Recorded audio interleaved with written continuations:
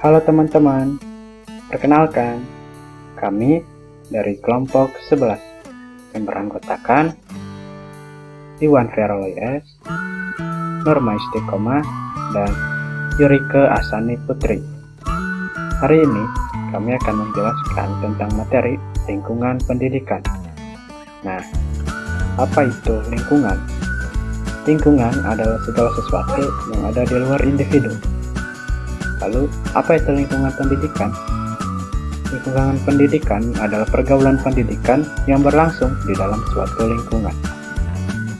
Nah, lingkungan pendidikan dibagi menjadi 3 jenis, yaitu keluarga, sekolah, dan masyarakat. Nah, teman-teman, di sini aku bakal ngejelasin tentang keluarga. Yang pertama, pengertian keluarga. Keluarga merupakan unit sosial terkecil yang bersifat universal. Mengapa bersifat universal?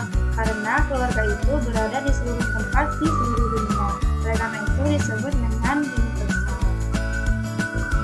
Keluarga terdiri dari 2 jenis menurut Kamar Sulato. Yang pertama ada nuclear family atau keluarga kecil yang biasanya hanya terdiri oleh ayah, ibu, dan anak. Yang kedua ada extended family atau keluarga besar yang biasanya gabungan dari keluarga-keluarga kecil sehingga membentuk sebuah keluarga yang besar. Pembagian keluarga berdasarkan, yang pertama berdasarkan garis keturunannya. Ada keluarga patrilineal, yaitu keturunan sedarah yang terdiri dari sanak saudara-saudara dalam beberapa generasi yang hubungannya itu disusun melalui jalur garis ayah. Yang kedua ada keluarga matrilineal, bedanya yaitu hubungan yang disusun dari keluarga matrilineal ini melalui jalur garis ibu. Yang ketiga ada keluarga bilateral yang hubungannya disusun melalui jalur keduanya. Yang kedua ada keluarga berdasarkan pemegang kekuasaannya, yaitu keluarga patriarkat atau keluarga yang dominan dalam memegang kekuasaan itu dari pihak ayah. Yang kedua ada keluarga matriarkat yang dominan dalam memegang kekuasaan itu dari pihak ibu. Yang ketiga ada keluarga equalitarian yang pemegang kekuasaannya setara dari pihak ayah maupun pihak ibu. Yang ketiga, keluarga berdasarkan bentuk perkawinan. Ada keluarga monogami yang terdiri dari 1 suami dan 1 istri. Yang kedua ada keluarga poligami yang terdiri dari 1 suami dan lebih dari 1 istri. Dan yang ketiga ada keluarga poliandri yang terdiri dari 1 istri dan lebih dari 1 suami. Yang keempat ada keluarga berdasarkan status sosial ekonomi. Ada keluarga yang berstatus sosial ekonominya tinggi, menengah maupun rendah. Dan yang terakhir ada keluarga berdasarkan keutuhannya. Ada keluarga utuh atau keluarga harmonis. Dan yang kedua ada keluarga pecah atau keluarga cerai. Yang ketiga ada keluarga pecah semu. Nah, keluarga juga memiliki beberapa fungsi, di antaranya yang pertama, fungsi keluarga sebagai fungsi biologis, yaitu untuk meneruskan keturunan, memelihara dan membesarkan anak, memenuhi kebutuhan gizi, merawat serta melindungi kesehatan anggota keluarga. Yang kedua ada fungsi keluarga sebagai fungsi ekonomi, yaitu untuk memenuhi seluruh kebutuhan anggota keluarganya sehari-hari. Yang ketiga ada fungsi keluarga sebagai fungsi religius. Keluarga menjadi pusat pendidikan spiritual dan ibadah bagi anggota-anggotanya. Yang keempat ada fungsi keluarga sebagai fungsi edukatif, yaitu memberikan pendidikan, memberikan penanaman keterampilan serta persiapan untuk kehidupan di masa mendatang. Yang kelima ada fungsi keluarga sebagai fungsi sosialisasi, yaitu sebagai pembentukan norma-norma dan tingkah laku untuk menjalin komunikasi dengan orang lain serta meneruskan nilai-nilai budaya. Yang keenam ada fungsi keluarga sebagai fungsi rekreasi. Keluarga menjadi medan rekreasi bagi anggotanya. Nah, pusat rekreasi di luar keluarga itu sangatlah banyak dan menarik. Tetapi, alangkah lebih baiknya jika fungsi rekreasi di luar sana diterapkan di dalam keluarga. Yang terakhir ada fungsi keluarga sebagai fungsi orientasi yang berguna untuk menentukan sikap berupa arah dan pandangan pikiran seseorang. Selanjutnya, orang tua sebagai pengemban tanggung jawab pendidikan. Nah, tersurat dalam pernyataan tersebut bahwa salah satu fungsi keluarga yang bersifat universal adalah melaksanakan pendidikan. Dalam hal ini, orang tua, baik ibu maupun ayah, adalah pengemban tanggung jawab pendidikan bagi anak-anaknya. Yang kedua, keluarga adalah lingkungan pendidikan yang bersifat informal. Pendidikan dalam keluarga dilaksanakan atas dasar tanggung jawab kodrati dan atas dasar kasih sayang yang secara naluriah muncul pada diri orang tua. Sejak anaknya lahir, orang tua sudah terpanggil untuk menolongnya, untuk melindunginya, serta membantunya. Di dalam pelaksanaannya, pendidikan berlangsung tidak dengan cara-cara yang artifisial, melainkan bersifat belajar. Yang ketiga, keluarga sebagai peletak dasar pendidikan. Karena pengalaman yang diterima anak semasa kecil akan menentukan sikap hidupnya di kemudian hari.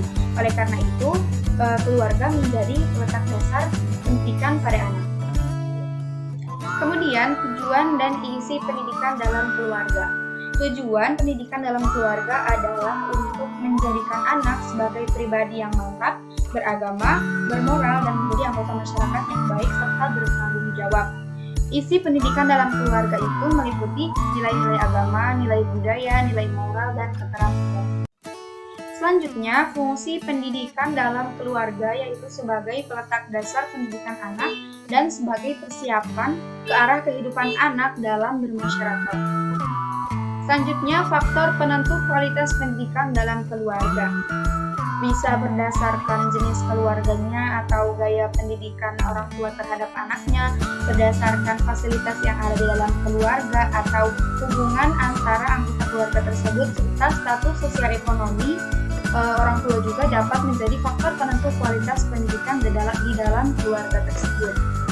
Karakter pendidikan dalam keluarga itu lebih menekankan kepada perkembangan karakter anak, serta peserta didik itu bersifat heterogen dan isi pendidikan itu tidak terprogram secara formal atau tidak ada kurikulum tertulis. Selanjutnya yaitu lingkungan pendidikan sekolah. Istilah sekolah berasal dari kata Yunani, yaitu skol yang berarti bebas dari pekerjaan. Kemudian istilah sekolah berubah arti sebagai tempat di mana orang melaksanakan kegiatan-kegiatan dalam rangka pengembangan diri. Sedangkan menurut Rashidin dan Sulaiman, sekolah ialah suatu satuan atau unit sosial atau lembaga sosial yang kekhususan tugasnya ialah melaksanakan proses pendidikan. Sekolah mewujudkan aktivitas khas dari kelakuan berpola yang ada di masyarakat.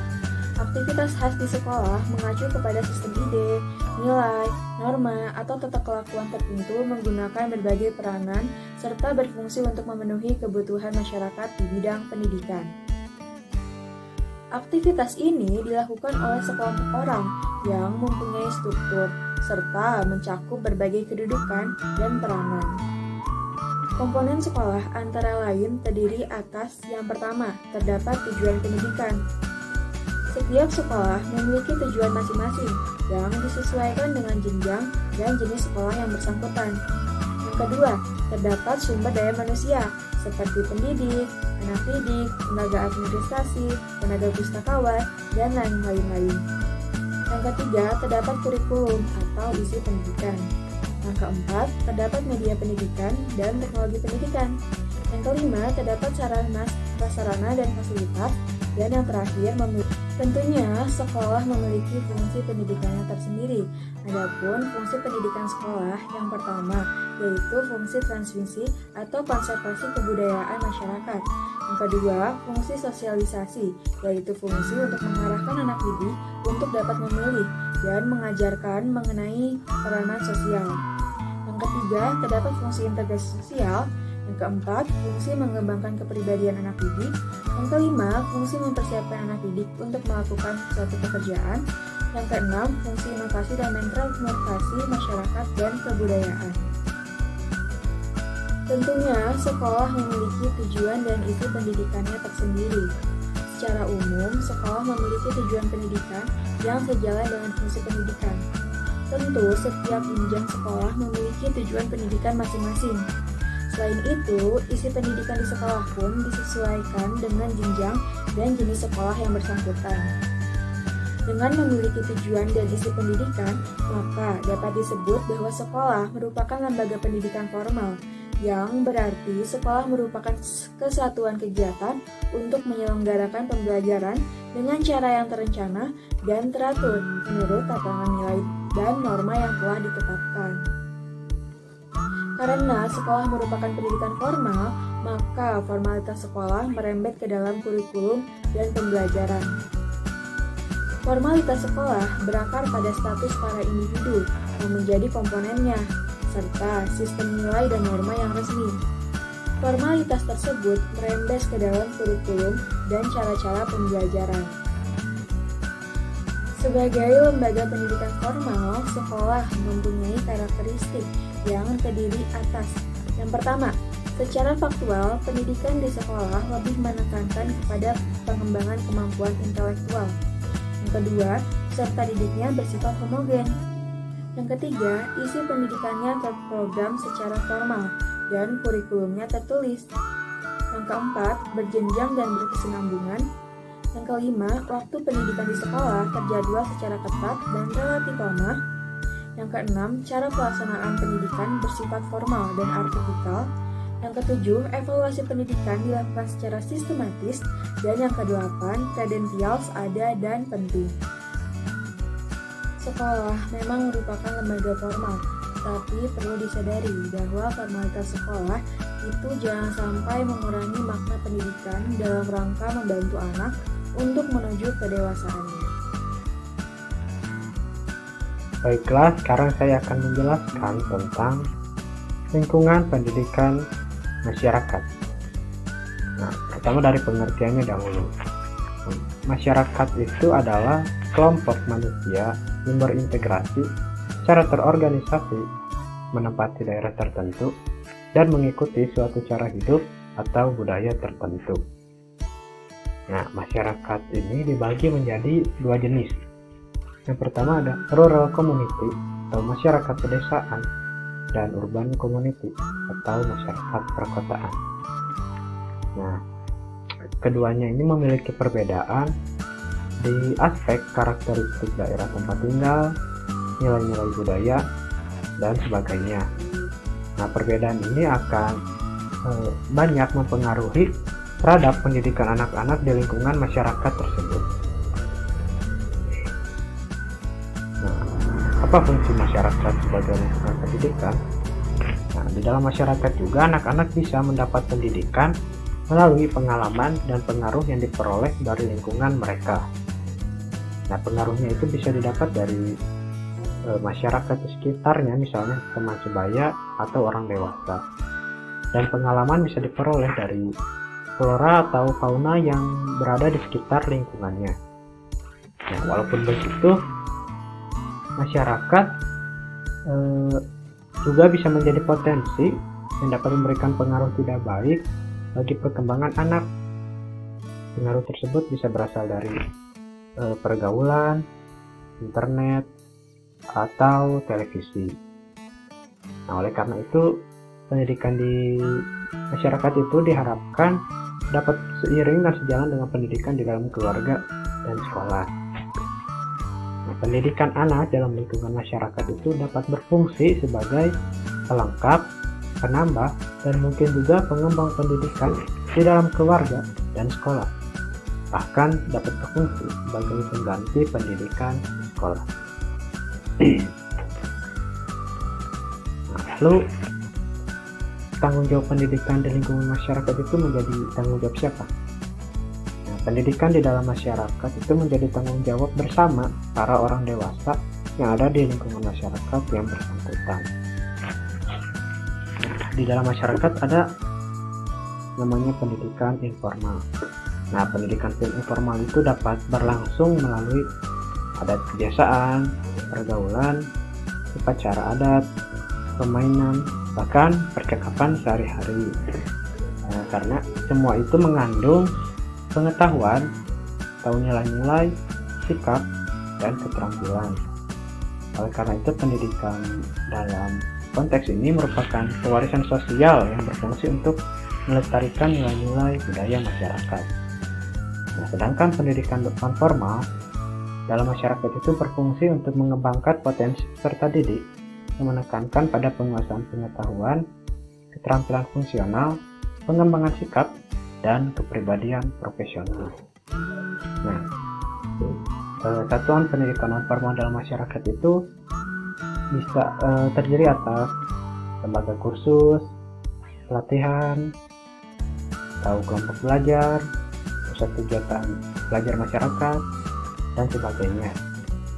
Dan hasil pendidikan non-formal ini juga dapat disetarakan dengan hasil pendidikan formal. Misalnya